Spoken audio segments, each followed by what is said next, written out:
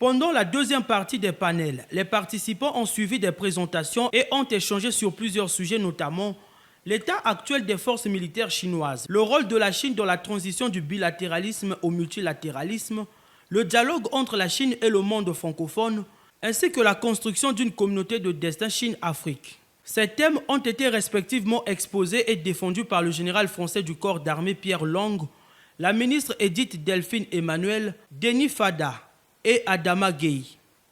En ce qui concerne ce dernier intervenant cité, il a souligné que l'ancienneté des liens entre l'Afrique et la Chine remontant bien avant l'arrivée des explorateurs occidentaux. Dès le 9e et 10e siècle, des traces archéologiques de présence chinoise sur la côte est de l'Afrique en attestent.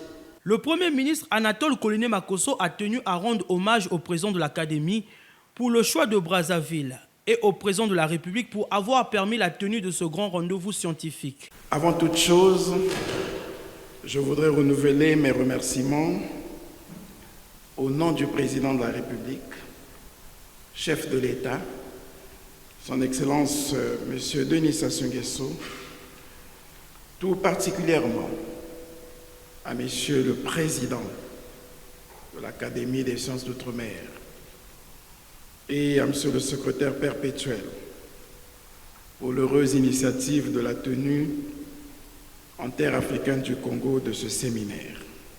En votre nom à tous, je voudrais rendre un hommage mérité à son Excellence M. Denis Sassou Nguesso, Président de la République, chef de l'État, qui avait cru à l'idée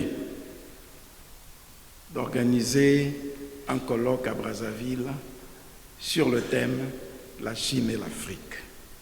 Des acteurs politiques aux universitaires et chercheurs institutionnels, ce séminaire a été une occasion propice aux échanges permettant de tirer quelques conclusions. Tous les panélistes s'accordent sur l'utilité d'une telle relation qui contribue à faire avancer les grandes causes de notre humanité, notamment le rapprochement des continents et des civilisations, la lutte contre la pauvreté et pour le développement socio-économique, l'ambition de construire un nouveau type de partenariat plus égalitaire et plus bénéfique pour toutes les parties.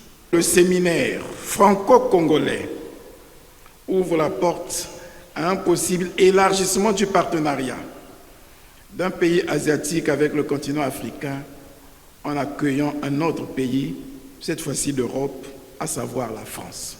Ce triptyque a l'avantage de corriger quelques erreurs historiques et favoriser la construction d'un espace pour un co-développement stable, dynamique et inclusif.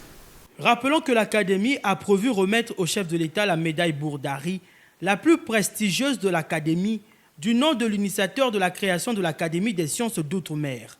La cérémonie de remise